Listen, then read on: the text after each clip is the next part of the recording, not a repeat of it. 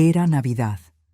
La mesa estaba llena, las copas brillaban bajo las luces del árbol.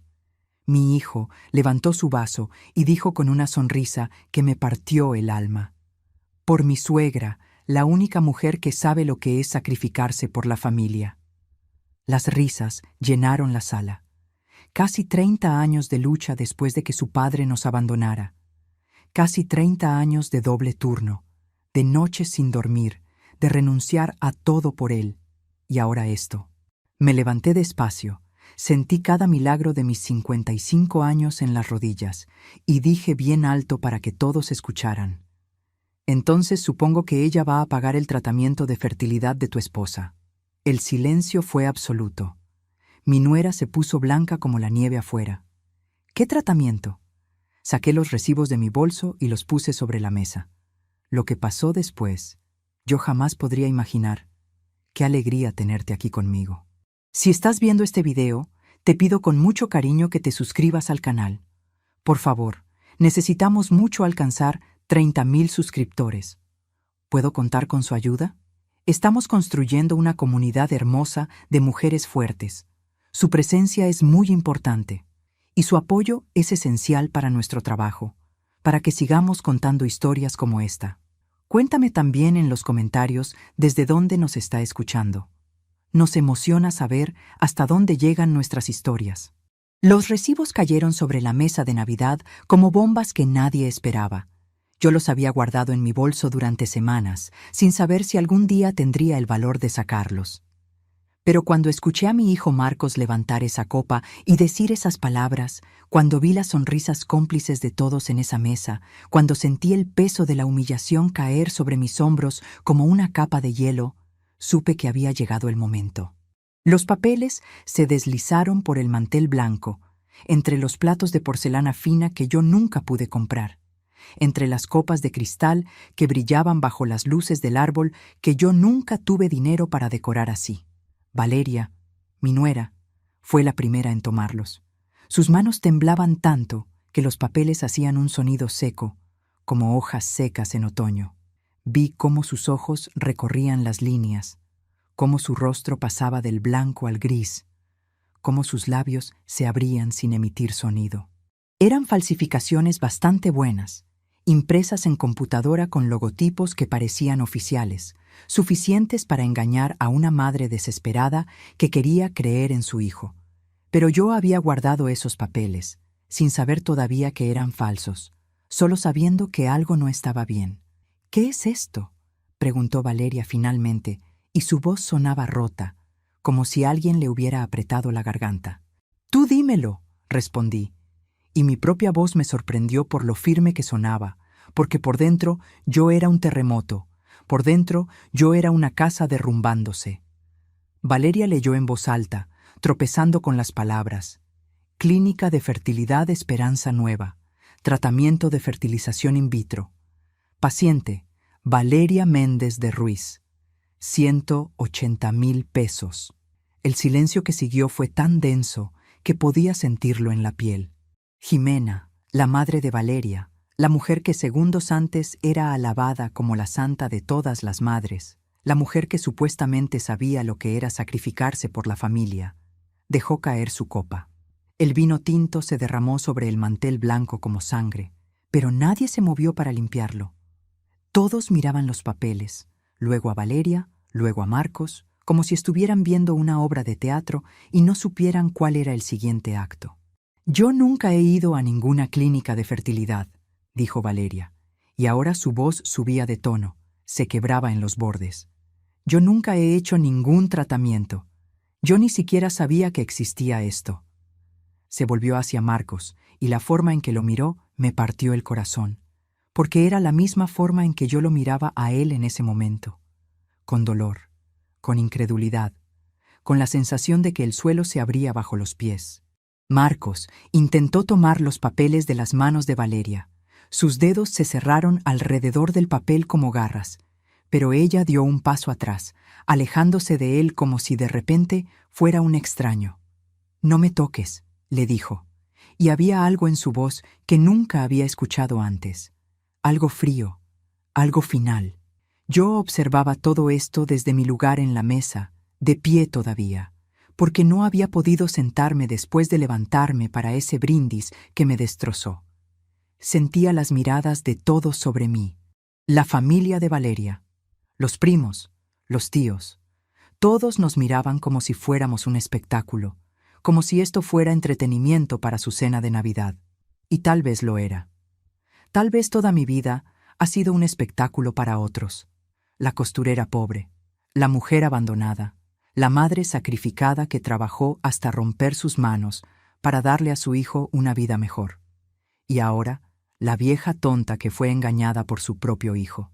«Déjame explicarte», empezó Marcos, pero Valeria lo interrumpió. «Explícame qué, Marcos. Explícame cómo mi nombre está en documentos de una clínica donde nunca he estado. Explícame por qué hay recibos por 180,000 pesos de un tratamiento que yo nunca autoricé. Explícame». Su voz se iba quebrando con cada palabra, hasta que las últimas salieron como sollozos. Yo di un paso adelante, sintiendo cada uno de mis 55 años en las rodillas, en la espalda, en el corazón que latía demasiado rápido en mi pecho. «Yo te lo voy a explicar», dije, y todas las miradas se volvieron hacia mí. Jimena me miró con esos ojos que siempre me han visto como inferior, como algo sucio que manchaba su perfecta familia. Pero ya no me importaba. Ya nada me importaba excepto la verdad. Hace 6 meses Marcos vino a mi casa. Estaba llorando. Yo nunca lo había visto llorar así, ni siquiera cuando su padre nos dejó. Me dijo que Valeria no podía quedar embarazada. Me dijo que necesitaban un tratamiento urgente, que era su última oportunidad de ser padres. Me dijo que el tratamiento costaba casi 200,000 pesos y que no tenía ese dinero. Hice una pausa, sintiendo cómo las palabras se atoraban en mi garganta. Me dijo que si no conseguía ese dinero, iba a perder a Valeria. Me dijo que su matrimonio se iba a destruir. Me rogó. Se arrodilló en el piso de mi cocina y me rogó. Valeria soltó un sonido que no era exactamente un llanto ni exactamente un grito. Era algo peor. Era el sonido de un corazón rompiéndose en tiempo real. «Yo no tenía ese dinero», continué, y mi voz empezó a temblar a pesar de mis esfuerzos por mantenerla firme. «Yo soy costurera. Trabajo en una fábrica textil de día y coso vestidos por las noches. Pero tenía algo. Tenía las joyas de mi madre, un collar de perlas, unos aretes de oro, un anillo que había sido de mi abuela. Eran las únicas cosas de valor que tenía en este mundo. Las únicas memorias físicas que me quedaban de mi mamá. Tuve que detenerme porque las lágrimas amenazaban con salir, y yo había prometido no llorar frente a esta gente. No frente a Jimena con sus ojos de juicio. No frente a esta familia que siempre me ha visto como menos. «Las vendí», dije finalmente. Vendí cada una de esas joyas. Fui a 3 casas de empeño hasta encontrar una que me diera lo suficiente. Pero no alcanzaba para lo que él necesitaba. Así que saqué cada centavo de mi cuenta de ahorros. Años de guardar un poco aquí, un poco allá. Todo lo que había logrado juntar en toda mi vida. Raspando todo lo que tenía, logré juntar 180,000 pesos. No era lo que él me había pedido, pero era todo lo que tenía. Y se lo di a Marcos. Todo. Cada peso. Porque él me juró que era para salvar su matrimonio.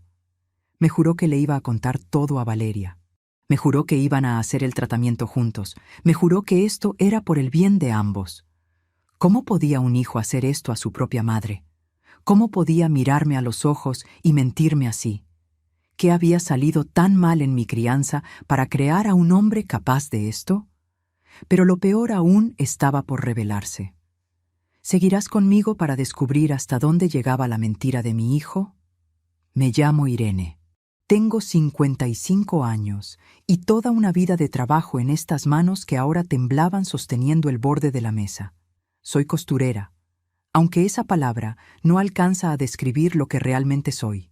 Soy una mujer que aprendió a coser porque era la única forma de sobrevivir cuando mi marido nos dejó. Marcos tenía 5 años cuando su padre decidió que ya no quería esta vida. No hubo drama, no hubo otra mujer. Simplemente un día me dijo que se sentía atrapado y se fue. Nunca volvió. Nunca llamó. Nunca mandó dinero. Simplemente desapareció como si nosotros nunca hubiéramos existido. Yo tenía 25 años entonces, sin educación formal más allá de la secundaria, sin experiencia laboral, sin nada excepto un niño pequeño que me miraba con ojos grandes preguntándome por qué papá no volvía a casa. Conseguí trabajo en una fábrica textil. El turno era de 6 de la mañana a 3 de la tarde. Ganaba poco, apenas suficiente para pagar la renta de nuestra pequeña casa y poner comida en la mesa. Así que empecé a coser por las noches. Vestidos para quinceañeras, arreglos de ropa, dobladillos, cualquier cosa que la gente me trajera. Trabajaba hasta las 2 o 3 de la madrugada y luego dormía 3 horas antes de volver a la fábrica. Durante casi 30 años viví así. 30 años viendo a mi hijo crecer mientras yo me hacía más pequeña, más cansada, más invisible. Pero lo hice con alegría, porque cada peso que ganaba era para él, para su escuela privada, para sus uniformes siempre limpios, para sus útiles, para sus libros. Cuando Marcos entró a la universidad para estudiar administración, yo estaba tan orgullosa que lloré. Trabajé turnos dobles, acepté cualquier trabajo de costura que llegara a mis manos, incluso cuando mis dedos sangraban de tanto coser. Y cuando se graduó, cuando consiguió ese trabajo en una buena empresa, sentí que finalmente podía respirar. Mis sacrificios habían valido la pena. Mi hijo iba a tener la vida que yo nunca tuve. Conoció a Valeria hace 3 años. Ella trabajaba en la misma empresa, era inteligente, educada, de buena familia. La familia Méndez tenía dinero. No eran ricos, pero vivían cómodamente. Jimena, la madre de Valeria, dejó claro desde el primer día que yo no estaba a su altura. Nunca fue grosera abiertamente, pero había formas. La forma en que miraba mi ropa gastada, la forma en que comentaba sobre lo importante que era la educación, la forma en que hablaba de sus viajes, sus cenas en restaurantes finos, sabiendo perfectamente que yo nunca había salido de esta ciudad. Después de la boda, hace 2 años, Marcos empezó a alejarse. Las visitas se hicieron menos frecuentes, las llamadas más cortas. Siempre tenía una excusa: mucho trabajo, planes con la familia de Valeria, cansancio. Y yo lo entendía, o al menos trataba de entenderlo. Un hijo crece, forma su propia familia, es natural. Pero dolía. Dolía tanto que a veces me despertaba en medio de la noche, sintiendo que me ahogaba. Hasta que hace 6 meses tocó mi puerta. Era de noche. Yo estaba cosiendo como siempre.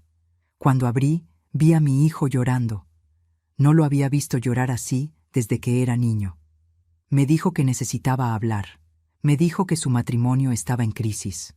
Me contó la historia del tratamiento de fertilidad, de cómo Valeria no podía quedar embarazada y estaba destruida, de cómo necesitaban ese dinero urgentemente.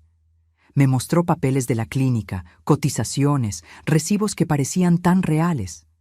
Y yo, como la tonta que soy, como la madre que siempre cree en su hijo, vendí las joyas de mi mamá y vacié mi cuenta de ahorros al día siguiente. Se lo di todo sin pensarlo 2 veces. Si te está gustando esta historia, por favor, asegúrate que ya estás suscrita al canal. Necesitamos mucho alcanzar 30,000 suscriptores. Puedo contar con su apoyo a nuestro trabajo. Valeria seguía sosteniendo esos recibos como si fueran la prueba de un crimen, y supongo que lo eran. Sus manos ya no temblaban. Ahora había algo diferente en ella, algo frío y calculador que reemplazó al shock inicial. La vi examinar los documentos más de cerca, entrecerrando los ojos para leer las letras pequeñas. «Estas fechas», dijo de repente, y su voz cortó el silencio como un cuchillo. «Estas fechas de los supuestos tratamientos». Levantó la vista hacia Marcos, y vi cómo él se ponía más pálido, si eso era posible. «Estas son exactamente las fechas en las que me dijiste que tenías viajes de trabajo. La del 12 de julio, la del 23 de agosto, la del 5 de septiembre». Marcos abrió la boca, pero no salió ningún sonido. Era como ver a un pez fuera del agua, jadeando, muriendo. «¿Dónde estabas, Marcos?», preguntó Valeria, y ahora su voz era puro acero. «¿Dónde estabas en esas fechas si no estabas en viajes de trabajo? ¿Dónde estabas mientras yo te extrañaba, mientras yo te mandaba mensajes preguntando cómo iba tu día, mientras yo dormía sola en nuestra cama. Yo puedo explicar, empezó Marcos, pero las palabras se le atascaban en la garganta. Jimena intervino entonces, porque por supuesto que lo hizo. No podía quedarse callada viendo cómo su perfecto yerno se derrumbaba. Valeria, tal vez hay un malentendido, dijo con esa voz dulce que siempre usa cuando quiere manipular una situación. Tal vez Irene se confundió con las fechas. Ya sabes cómo son las personas mayores, a veces la memoria. No me confundí, la interrumpí, y mi voz salió más fuerte de lo que pretendía. Metí la mano en mi bolso y saqué mi teléfono viejo, con la pantalla toda estilazada y pegada con cinta adhesiva, ese que Marcos siempre decía que era una vergüenza. Tengo todos los mensajes, tengo las fechas exactas en que me pidió el dinero, tengo los comprobantes de la transferencia bancaria, tengo todo documentado porque yo tal vez sea pobre, tal vez sea solo una costurera, pero no soy tonta. Le mostré el teléfono a Valeria, y ella tomó capturas de pantalla con el suyo.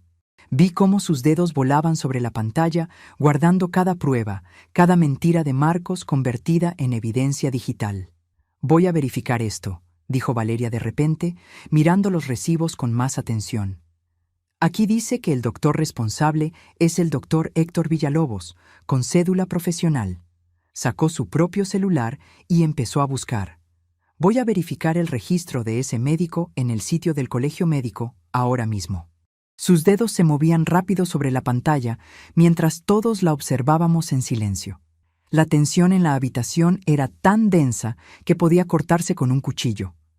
Nadie se movía. Nadie respiraba.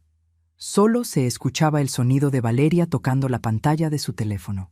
Aquí está, dijo finalmente, y su voz sonaba extraña. El número de cédula profesional que aparece en estos recibos. Levantó la vista hacia Marcos y vi cómo el color desaparecía completamente de su rostro. Este número de registro no pertenece a ningún doctor Héctor Villalobos. Según el registro oficial del Colegio Médico, este número pertenece a un doctor Ramón Gutiérrez Sosa, y su especialidad es medicina veterinaria, no fertilidad humana, veterinaria. El silencio que siguió era tan pesado que sentí que me iba a aplastar. Alguien al final de la mesa dejó escapar un jadeo. Jimena se llevó la mano a la boca. Todos mirábamos a Marcos, esperando una explicación que sabíamos no iba a llegar, o al menos no una que tuviera sentido. Y entonces, como un dique que finalmente se rompe, Marcos se derrumbó. Literalmente se dejó caer en su silla, enterró la cara entre las manos y empezó a sollozar. No eran llantos delicados, eran sollozos profundos, desgarradores, el llanto de un hombre que sabe que su mundo acaba de terminar. Lo siento, decía entre sollozos. Lo siento mucho. Lo siento. ¿Qué es lo que sientes?, preguntó Valeria, y su voz era como hielo. ¿Sientes haber mentido o sientes haber sido descubierto? Marcos levantó la cara. Tenía los ojos rojos, la nariz goteando, se veía destrozado. Pero yo no sentía pena por él. Solo sentía un vacío enorme donde antes había estado mi amor de madre. Tenía deudas, dijo finalmente, y las palabras salieron como un susurro. ¿Qué tipo de deudas?, preguntó Valeria. De juego, respondió Marcos, y hubo jadeos alrededor de la mesa. Empecé a apostar en línea hace como 2 años. Al principio era solo por diversión, cantidades pequeñas, pero después empecé a perder, y pensé que podía recuperar lo perdido si apostaba más. Y perdí más, y seguí apostando, pensando que la próxima vez iba a ganar todo de vuelta. Se limpió la cara con la servilleta, dejando manchas oscuras en la tela blanca. Llegué a deber casi 200,000 pesos. Los agiotadores empezaron a amenazarme. Dijeron que si no pagaba, iban a ir a mi trabajo. Iban a buscar a Valeria. Yo estaba desesperado. Entonces me usaste, dije, y mi voz sonaba extraña incluso para mí, como si viniera de muy lejos. Inventaste toda esa historia sobre el tratamiento de fertilidad. Lloraste en mi cocina, te arrodillaste, falsificaste esos recibos en tu computadora para que yo creyera que era real. Me hiciste vender las joyas de mi mamá y vaciar mis ahorros de toda una vida. Todo para pagar tus deudas de juego. Marcos asintió entre sollozos. Los 180,000 que me diste fueron suficientes para que no me quebraran las piernas, confesó, y sus palabras eran como puñales. El resto, pensé que podía conseguirlo apostando más. Fui gastando el dinero poco a poco, pagando parcelas a los agiotadores. Pero seguía apostando, pensando que podía recuperarlo todo. Falsifiqué los recibos con fechas diferentes para que pareciera que eran sesiones del tratamiento a lo largo de meses. Para que tú creyeras que el dinero se estaba usando realmente en Valeria. Para que todo pareciera legítimo. Lo siento, mamá, dijo, mirándome finalmente. Yo sabía que si te decía la verdad, nunca me darías el dinero. Pero sabía que si te decía que era para Valeria, para salvar mi matrimonio, tú lo harías. Porque tú siempre has hecho todo por mí. Esas palabras dolieron más que cualquier golpe físico. Porque tenía razón. Yo siempre había hecho todo por él. Y él lo sabía. Y lo usó contra mí. Valeria se había quedado tan quieta que parecía una estatua. Nunca supe nada de esto, dijo finalmente, hablándome a mí, no a Marcos. Nunca supe de las apuestas, nunca supe de las deudas, nunca supe que te había pedido dinero. Yo pensé que éramos felices. Su voz se quebró en la última palabra. ¿Alguna vez han confiado tanto en alguien que cuando descubren la verdad sienten que el mundo se voltea al revés? Cuéntame en los comentarios si has vivido una traición así. A veces necesitamos compartir nuestro dolor para sanarlo. Valeria se puso de pie tan bruscamente que su silla cayó hacia atrás con un ruido seco. Nadie se movió para levantarla. «Necesito aire», dijo, y salió del comedor caminando rápido, casi corriendo.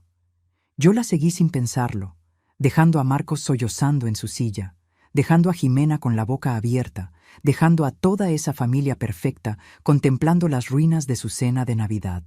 La encontré en el cuarto que había sido de Valeria cuando era niña. Estaba sentada en el borde de la cama, no llorando, solo mirando la pared con una expresión que nunca le había visto. Me senté a su lado, despacio, sin saber si mi presencia era bienvenida. «No estoy triste», dijo de repente. «Debería estar triste, ¿verdad? Acabo de descubrir que mi esposo es un mentiroso y un apostador. Debería estar llorando, pero no estoy triste». Se volvió a mirarme y vi algo feroz en sus ojos. «Estoy furiosa. Estoy tan furiosa que siento que me voy a quemar por dentro». «Tienes derecho a estar furiosa», dije suavemente. «Él te mintió, te usó. Usó tu nombre para manipularme a mí. Nos traicionó a las dos». Valeria se rió, pero no había alegría en ese sonido. ¿Sabes qué es lo peor? Que ahora que lo pienso, había señales. En los últimos 6 meses, él estaba tan raro, nervioso todo el tiempo, irritable, se enojaba por cosas pequeñas. Yo pensaba que era el estrés del trabajo, que estaba cansado, pero era esto. Estaba desesperado por las deudas. Estaba mintiendo todos los días, mirándome a los ojos y mintiendo. Asentí, porque yo entendía exactamente lo que sentía. «Hace un mes», continuó Valeria, «me dijo que ya no necesitábamos visitar tanto tu casa. Dijo que ahora éramos nuestra propia familia, que teníamos que enfocarnos en nosotros y en la familia Méndez. Yo pensé que era raro porque tú siempre has sido tan dulce conmigo, pero no quise discutir. No quería causar problemas». Esas palabras me cortaron como cuchillos. Mi propio hijo, tratando de borrarme de su vida, tratando de esconderme como si fuera algo vergonzoso. «Yo siempre quise conocerte mejor», dijo Valeria, volteando a mirarme. «Siempre admiré cómo criaste a Marcos sola, cómo trabajaste tanto para darle una buena vida. Mi mamá tiene dinero, tiene una casa bonita, tiene todo lo material. Pero nunca vi en ella el tipo de amor que tú le diste a Marcos. El tipo de sacrificio real. Tuve que parpadear rápido para contener las lágrimas. Creo que por eso él me mintió tan fácilmente», dije, y mi voz salió ronca. «Porque sabía que yo haría cualquier cosa por él. Siempre lo he hecho. Vendí las únicas cosas de valor que tenía y vacié mis ahorros de toda una vida sin pensarlo 2 veces. Porque era mi hijo, porque lo amaba. Y él lo sabía y lo usó». Nos quedamos sentadas en silencio por un momento, 2 mujeres traicionadas por el mismo hombre, unidas en nuestro dolor. Podía escuchar voces elevadas desde el comedor. Jimena probablemente estaba tratando de controlar la situación, de mantener las apariencias incluso ahora. Mi mamá está más preocupada por lo que van a pensar los demás que por lo que realmente pasó, dijo Valeria, como si pudiera leer mis pensamientos. Está avergonzada de tener un yerno apostador. Esa es su preocupación. No que tú fueras engañada, no que yo fuera traicionada, solo cómo se ve esto para la familia Méndez. Se puso de pie y empezó a caminar por la habitación. Hace 3 meses tuve una conversación con mi mamá. Le conté que Marcos había estado raro y ella me dijo que todos los hombres pasan por etapas de estrés, que mi trabajo como esposa era apoyarlo y no hacer preguntas, que las buenas esposas no cuestionan a sus maridos. Valeria se rió otra vez, ese sonido amargo, y yo la escuché. Dejé de hacer preguntas, dejé de notar las señales. Me convertí en la esposa perfecta que no cuestiona nada. Y mírame ahora. Volvió a sentarse, esta vez más cerca de mí. ¿Puedo preguntarte algo?, dijo. ¿Cuándo te diste cuenta de que tenías que confrontarlo? ¿Cuándo decidiste traer esos recibos a la cena? Respiré profundo. No fue una decisión planificada. Llevo esos recibos en mi bolso desde hace semanas. Los miraba de noche cuando no podía dormir, tratando de entender por qué Marcos no me visitaba más, por qué cada vez que lo llamaba tenía prisa por colgar. Y esta tarde, cuando me invitó a la cena de Navidad, pensé que tal vez las cosas estaban mejorando. Pensé que tal vez él me extrañaba.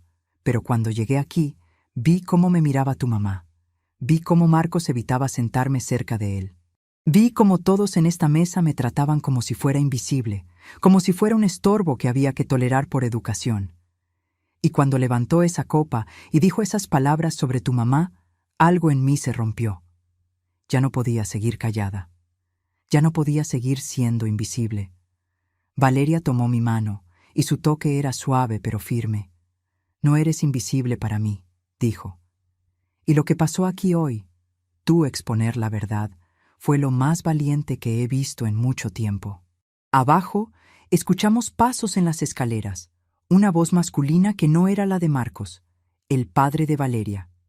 Creo que están buscándote, dije. Valeria asintió pero no se movió.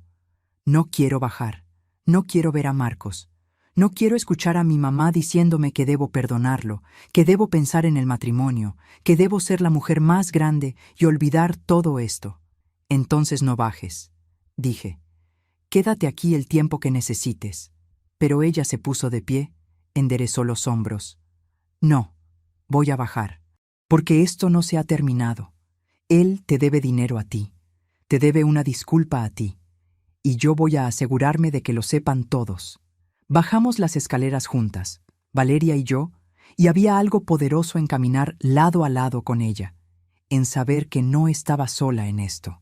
Cuando entramos al comedor, encontramos una escena que parecía sacada de una obra de teatro. Marcos seguía sentado, pero ahora su padre, que había estado callado toda la noche, estaba de pie junto a Jimena, hablándole en voz baja. Varios de los invitados se habían ido, las sillas vacías como testigos silenciosos del desastre. «Ya regresaron», dijo Jimena cuando nos vio, y había un tono acusador en su voz, como si nosotras fuéramos las responsables de arruinar su perfecta cena navideña. «Valeria, necesitamos hablar de cómo vamos a manejar esta situación. Tu padre y yo hemos estado discutiendo». «No hay nada que discutir, mamá», interrumpió Valeria con una voz tan fría que hasta Jimena se calló. La situación es simple. Marcos le pidió prestado dinero a Irene bajo falsos pretextos. Usó mi nombre. Mintió a todos. Y ahora va a devolver ese dinero. Se volvió hacia mí. «¿Cuánto fue exactamente?», preguntó. 180,000 pesos, respondí. Hubo susurros alrededor de la mesa. «No tengo ese dinero», dijo Marcos, y su voz sonaba pequeña, derrotada. «Lo usé todo para pagar a los agiotadores. Me va a tomar años juntar esa cantidad otra vez». «Entonces vas a tomar años en pagarle», dijo Valeria. Pero yo saqué otro papel de mi bolso. Un documento que había preparado antes de darle el dinero, porque a pesar de todo, a pesar de ser su madre, algo en mí sabía que necesitaba protegerme. Cuando le di el dinero, dije, desplegando el papel sobre la mesa, le hice firmar un documento reconociendo la deuda. Lo escribió él mismo de su puño y letra, con todos los detalles. Fecha, monto, su firma, copia de su identificación adjunta. Es completamente legal. Marcos palideció aún más, si eso era posible. Jimena se acercó a ver el documento, sus ojos moviéndose rápidamente sobre las líneas. Esto es, empezó, pero no terminó la frase. Esto es protección, dije firmemente. Y según este documento, Marcos tiene 6 meses para devolver el dinero completo. Si no, tengo derecho a proceder legalmente. No puedes hacerle eso a tu propio hijo, dijo Jimena, y ahora su voz subía de tono. Eres su madre. Las madres perdonan. Las madres no llevan a sus hijos a juicio. Las madres tampoco deberían ser engañadas por sus hijos, respondí, y mi voz se mantuvo tranquila, aunque por dentro era un volcán. Las madres no deberían tener que vender las joyas de sus propias madres y vaciar los ahorros de toda su vida para salvar a hijos que les mienten. Jimena me miró con tanto desprecio que casi pude sentirlo físicamente. Yo pagaré la deuda, dijo de repente, para acabar con esta situación vergonzosa, para que podamos cerrar este capítulo y seguir adelante como familia. No podemos tener estos problemas legales manchando nuestro nombre. Sonreí, pero no había alegría en mi sonrisa. Ah, claro. Usted es la única que sabe lo que es sacrificarse por la familia, ¿verdad? La que tiene todo ese dinero guardado bajo el colchón. Debe ser muy fácil encontrar 180,000 pesos cuando se tiene tanto. Jimena se puso roja.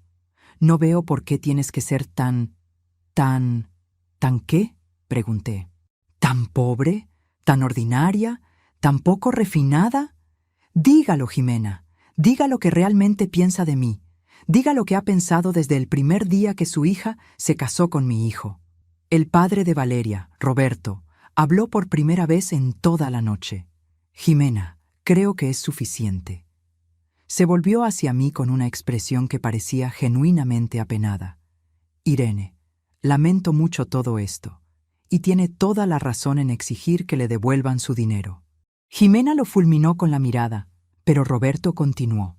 De hecho, yo siempre sospeché que algo andaba mal con Marcos. Hay algo en un hombre que no puede mirarte a los ojos, y Marcos nunca pudo mirarme directamente. Marcos se encogió en su silla como si quisiera desaparecer. «Pero no quiero el dinero de ustedes», dije, mirando a Roberto y luego a Jimena. «Quiero el dinero de Marcos, porque esto no es solo sobre el dinero. Es sobre responsabilidad. Es sobre que mi hijo entienda que sus acciones tienen consecuencias. Es sobre dignidad». Me acerqué a la silla donde Marcos estaba sentado y me agaché para quedar a su altura, mirándolo directamente a los ojos. «Yo te di todo lo que tenía», dije, y mi voz temblaba, pero no de debilidad, sino de fuerza. «Te di mi juventud trabajando doble turno. Te di mi salud cosiendo hasta que mis dedos sangraban. Te di cada peso que gané durante casi 30 años. Te di amor incondicional. Y cuando me pediste ese dinero, te di las joyas de mi mamá y todos mis ahorros sin pensarlo 2 veces, porque eras mi hijo, porque te amaba». Hice una pausa, sintiendo el peso de las palabras que estaba a punto de decir. Pero hoy, cuando levantaste esa copa y brindaste por ella, cuando te reíste de mí junto con todos, cuando me hiciste sentir invisible y sin valor después de todo lo que di por ti, algo murió en mí. No era el dinero lo que quería recuperar hoy. Era respeto, era reconocimiento, era un poco de gratitud. Pero veo que esas cosas no existen en ti. Me puse de pie, tomé mi bolso. Tienes 6 meses, Marcos. 6 meses para conseguir 180,000 pesos. Puedes vender tu coche, puedes pedir prestado, puedes trabajar turnos extras como yo lo hice durante casi 30 años. No me importa cómo lo consigas, pero en 6 meses quiero mi dinero de vuelta. Y si no, levanté el documento. Voy a usar esto. Valeria se puso de pie también. «Yo voy contigo», dijo. Marcos finalmente reaccionó. «Valeria, no puedes irte. Tenemos que hablar de esto, somos esposos. Esposos no se mienten así, respondió Valeria. Esposos no usan el nombre del otro para manipular a personas inocentes. Esposos no esconden deudas de juego. Tú no eres mi esposo, Marcos. No sé quién eres, pero no eres el hombre con quien me casé.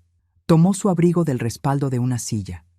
Marcos intentó detenerla, agarrándola del brazo, pero ella se soltó con un movimiento brusco. «No me toques», le dijo. «No vuelvas a tocarme». Y así, Valeria y yo salimos de esa casa juntas, dejando atrás una cena de Navidad en ruinas, una familia en shock y un hombre que finalmente tendría que enfrentar las consecuencias de sus mentiras. ¿Seguirás aquí conmigo? Porque lo que pasó después fue algo que nunca imaginé. ¿Cómo crees que terminó todo esto? Los 3 días que Valeria pasó en mi pequeña casa fueron extraños y hermosos a la vez. Mi casa no es gran cosa, apenas 2 habitaciones en un barrio que la gente como Jimena llamaría peligroso. Pero Valeria nunca hizo ningún comentario sobre el tamaño, sobre los muebles viejos, sobre las paredes que necesitaban pintura. En lugar de eso, se sentaba conmigo en la mesa de la cocina mientras yo cosía y hablábamos. Hablábamos de todo, de su infancia, de cómo siempre tuvo que ser perfecta para Jimena, de cómo cada logro nunca era suficiente, de cómo conoció a Marcos y pensó que finalmente había encontrado una escapatoria de esa prisión de expectativas. Pero solo cambié una prisión por otra, me dijo la segunda noche, mientras tomábamos té de manzanilla que había comprado en la tienda de la esquina. Marcos también tenía expectativas, también quería que fuera alguien que no soy, alguien que no hace preguntas, alguien que no nota cuando las cosas están mal. Me habló de su trabajo, de cómo siempre había querido ser diseñadora gráfica, pero Jimena la convenció de estudiar administración porque era más serio. Me habló de sus sueños que había guardado en un cajón, pensando que ya no había tiempo para ellos. Y yo le hablé de mi vida, de cómo fue criar a Marcos sola desde que tenía 5 años, de las noches en que lloraba de cansancio, pero tenía que seguir cosiendo porque necesitábamos el dinero, de cómo a veces me sentía tan sola que el silencio de la casa me dolía físicamente. Pero siempre pensé que valía la pena, le dije. Pensé que estaba construyendo algo, que estaba criando a un buen hombre, y tal vez lo hice en algún momento. Pero en algún lugar del camino se perdió. O tal vez yo me equivoqué en algo. Valeria tomó mi mano. No te equivocaste en nada. Le diste todo. Él fue quien eligió tomar ese amor y usarlo contra ti. El tercer día, Valeria se despertó con una determinación que no había visto antes.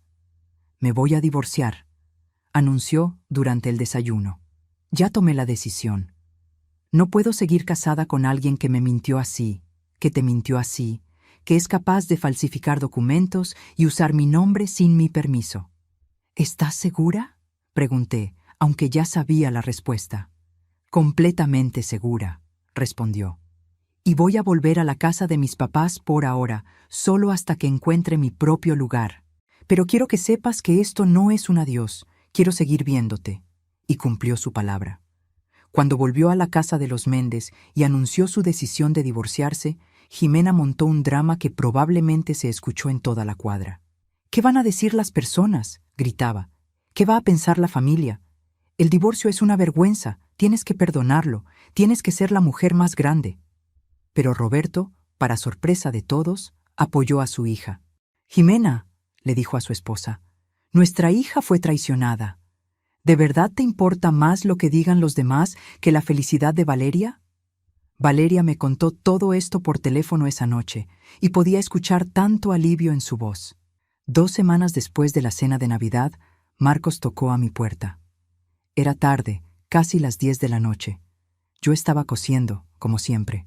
Cuando abrí, lo vi parado ahí, y mi corazón dio un vuelco porque por un segundo vi al niño pequeño que solía correr a mis brazos.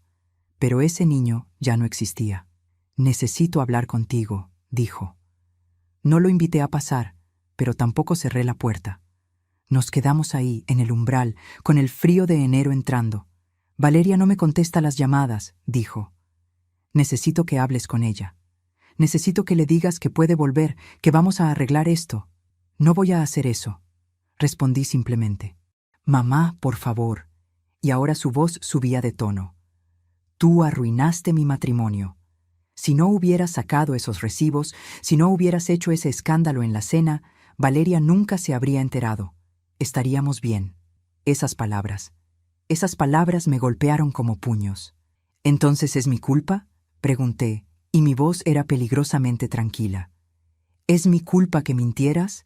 ¿Es mi culpa que apostaras? ¿Es mi culpa que usaras el nombre de tu esposa para engañarme? Tú siempre has sido así, explotó Marcos, y ahora toda pretensión de civilidad desapareció. Siempre has sido pobre. Siempre has sido patética. ¿Sabes cuántas veces me avergoncé de ti? ¿Cuántas veces no invité amigos a casa porque no quería que vieran dónde vivíamos? ¿Cuántas veces tuve que mentir sobre lo que hacías para vivir porque era demasiado vergonzoso admitir que mi madre era costurera? Cada palabra era un cuchillo, pero yo no lloré. Me quedé ahí parada, sintiendo el frío de la noche, y lo miré a los ojos. Ya veo, dije finalmente. Entonces no fue solo sobre el dinero. Siempre te avergonzaste de mí. Siempre deseaste tener una madre diferente. Una madre como Jimena, con dinero y educación, y una casa bonita. Sí, dijo, y había tanto veneno en esa palabra. Sí, me avergonzaba. Todavía me avergüenza. Y ahora, gracias a ti, todos saben que mi madre es una costurera pobre que llevó a su propio hijo a una confrontación pública. Asentí lentamente. Bueno, entonces es bueno que las cosas estén claras. Tienes 6 meses para pagarme, Marcos. Después de eso, vas a ver lo que esta costurera pobre y patética puede hacer cuando decide defender sus derechos. Empecé a cerrar la puerta, pero me detuve. Y para que sepas, agregué, no destruí tu matrimonio. Tú lo hiciste. Yo solo me negué a seguir siendo invisible. Cerré la puerta y puse el seguro. Lo escuché quedarse ahí parado por varios minutos antes de finalmente irse. Lloré esa noche. Lloré por el hijo que había perdido, o tal vez por el hijo que nunca realmente tuve. Lloré por todas las ilusiones rotas, por todos los sacrificios que ahora parecían vacíos. Pero cuando terminé de llorar, me sequé las lágrimas y volví a mi máquina de coser, porque la vida continuaba y yo tenía trabajo que hacer. 5 meses pasaron. 5 meses en los que Marcos no me contactó ni una sola vez. 5 meses en los que Valeria vino a visitarme cada semana, trayendo café y pan dulce, sentándose conmigo mientras cosía. 5 meses en los que me contó sobre su proceso de divorcio, sobre cómo estaba tomando cursos de diseño gráfico en línea, sobre cómo finalmente se sentía libre. Y entonces, una tarde, recibí una notificación en mi banco, una transferencia por 180,000 pesos. No venía de Marcos. Venía de una cuenta a nombre de Jimena Méndez. Llamé a Valeria de inmediato. Fui yo, me dijo. Marcos se estuvo negando a firmar los papeles del divorcio durante todos estos meses. Seguía intentando convencerme de que volviera, diciéndome que podíamos superar esto. Pero ayer le di un ultimato. O firmaba el divorcio y su madre pagaba tu deuda, o yo entraba hoy mismo con un proceso criminal por fraude y estelionato usando el documento que tú tienes. Le dije que haría público cada detalle, que sus amigos, sus jefes, todos sabrían exactamente qué tipo de hombre es. Hizo una pausa y pude escuchar la satisfacción en su voz. Mi mamá está más preocupada por evitar el escándalo de un juicio que por cualquier otra cosa. La sola idea de que el nombre de la familia apareciera en tribunales, de que los abogados hurgaran en la vida de Marcos, de que sus amigas del club social se enteraran de cada detalle en un proceso público. Eso la aterrorizó más que cualquier otra cosa. Marcos firmó los papeles esta mañana. Mi mamá pagó tu deuda esta tarde. Pero quiero que sepas algo, Irene. Su voz se volvió más firme. Mi mamá pagó tu deuda, pero yo no quiero deber nada a ella. Voy a trabajar y voy a pagar cada centavo de vuelta a mi madre. Voy a devolverle ese dinero para que ella sepa que vino de mí, de mi trabajo, y no de su control. No quiero que tenga ningún poder sobre ti ni sobre mí. No tienes que hacer eso, dije, sintiendo lágrimas en mis ojos. Sí tengo que hacerlo, insistió Valeria, porque eres más madre para mí de lo que ella ha sido en 27 años, y porque quiero que este capítulo se cierre completamente, sin deudas pendientes, sin cadenas que nos aten a ellos. Con el dinero hice algo que nunca pensé que haría. Arreglé mi pequeña casa, compré máquinas de coser nuevas, modernas, que hacían el trabajo más rápido y con mejor calidad. Mejoré mi taller, pinté las paredes, instalé mejor iluminación. Y cuando le mostré todo a Valeria, cuando vio las máquinas brillantes y el espacio renovado, le hice una propuesta que había estado pensando durante días. Valeria, dije, sintiendo mi corazón latir rápido, ¿qué te parece si trabajamos juntas? Tú siempre quisiste ser diseñadora gráfica. Yo sé coser, sé hacer patrones, sé crear ropa.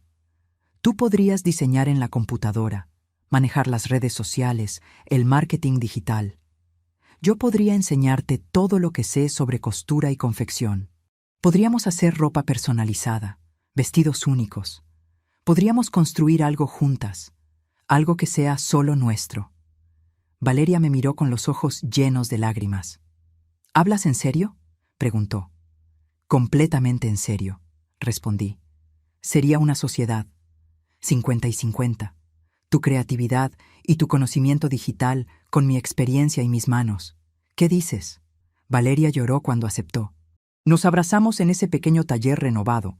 Dos mujeres que habían sido traicionadas por el mismo hombre, pero que habían encontrado en su dolor una oportunidad de reconstruirse juntas. ¿Alguna vez has tenido que elegir entre el amor y el respeto propio? Cuéntame qué decidiste. A veces las decisiones más difíciles son las que más nos enseñan. Un año después, nuestro pequeño negocio está creciendo. Tenemos clientes regulares que nos encuentran por Instagram y nos recomiendan con sus amigas. Valeria diseña en la computadora, crea los bocetos, maneja las redes sociales con una creatividad que me sorprende cada día. Yo traigo esos diseños a la vida con mi costura, enseñándole paso a paso cómo transformar una idea en una prenda real. Trabajamos bien juntas, reímos juntas. A veces, cuando la veo concentrada en su computadora, con esa expresión de total absorción que solo aparece cuando hacemos lo que amamos, todavía me sorprendo de cómo la vida puede dar giros tan inesperados. De Marcos, sé poco. Valeria me contó que se mudó lejos, que consiguió un trabajo en otra ciudad, que según rumores que le llegaron, todavía tiene problemas con el juego. Me bloqueó de todos lados, y yo bloqueé sus intentos esporádicos de contacto. A veces, en las noches cuando no puedo dormir, pienso en él. Pienso en el bebé que sostuve en mis brazos hace 30 años. En el niño de 5 años que me abrazaba y me decía que yo era la mejor mamá del mundo cuando su padre nos dejó. Me pregunto en qué momento exacto se convirtió en el hombre que me miró con desprecio en esa cena de Navidad. Me pregunto si alguna vez se arrepiente, si alguna vez piensa en todo lo que perdió. Pero esas noches son cada vez menos frecuentes, porque he aprendido algo en estos meses. He aprendido que el amor no tiene que ser correspondido para haber valido la pena. He aprendido que los sacrificios que hice no fueron en vano solo porque mi hijo no los valoró. Fueron reales. Fueron importantes. Me hicieron quien soy hoy. Y he aprendido que la familia no siempre es la que compartes sangre. A veces es la que eliges, la que te elige de vuelta. Esta tarde, Valeria y yo estamos trabajando en un vestido de novia. Es para una cliente que nos encontró por Instagram. Una chica joven que quiere algo único, diferente de lo que venden en las tiendas. Valeria diseñó un vestido hermoso, moderno pero con toques clásicos. Y yo estoy trayendo ese diseño a la realidad. Mientras le enseño a hacer un bordado delicado en el encaje del escote, ella me dice: «Sabes, Irene, mi mamá me llamó ayer. Me dijo que era hora de que perdonara a Marcos, que ya pasó suficiente tiempo, que las familias se perdonan y olvidan». «¿Y qué le dijiste?», pregunté, concentrándome en mostrarle la técnica correcta para el bordado. Valeria sonrió, esa sonrisa tranquila que ha desarrollado en este último año. Le dije que yo ya tengo una familia, y que tú eres más madre para mí que ella jamás fue. Tuve que parpadear rápido para no manchar el encaje blanco con mis lágrimas. «Gracias», susurré. «No», respondió Valeria, dejando su trabajo a un lado y tomando mi mano. «Gracias a ti, por enseñarme lo que significa ser fuerte, por mostrarme que nunca es tarde para exigir respeto, por ser el ejemplo que necesitaba, por creer en mí cuando ni yo misma creía». Y ahí, en mi pequeño taller, rodeada de telas y hilos y sueños convertidos en vestidos, con Valeria a mi lado trabajando en algo que construimos juntas, finalmente entendí algo. Dicen que la sangre es más espesa que el agua, pero yo aprendí que la lealtad es más fuerte que la sangre. Perdí a mi hijo la noche que él eligió la mentira sobre el amor que yo le había dado toda mi vida. Pero encontré algo que nunca imaginé encontrar a mis 55 años. Encontré que el respeto que yo merezco no depende de quien me lo dé o me lo quite. Depende de mí exigirlo. Encontré que a veces la familia que elegimos nos salva más que la familia que nos tocó. Y encontré que nunca es tarde para cerrar una puerta que solo trae dolor y abrir una ventana por donde entra luz nueva. Valeria me devolvió la fe en que todavía existen personas buenas en este mundo. Y yo le enseñé que el amor verdadero no necesita ser perfecto, solo necesita ser honesto. Hoy, cuando la veo coser a mi lado, aprendiendo cada puntada con la misma determinación con la que enfrentó su divorcio, sé que mis sacrificios no fueron en vano, solo que el fruto creció en un jardín que yo no planté. Y eso está bien, mejor que bien, porque al final lo que importa no es de dónde viene el amor, sino que sea verdadero. Si te gustó esta historia, haz clic en este próximo video que está apareciendo en la pantalla, porque la próxima traición supera todo lo que has visto hasta ahora. Y no te olvides suscribirte en el canal, para que no te pierdas ni una sola historia.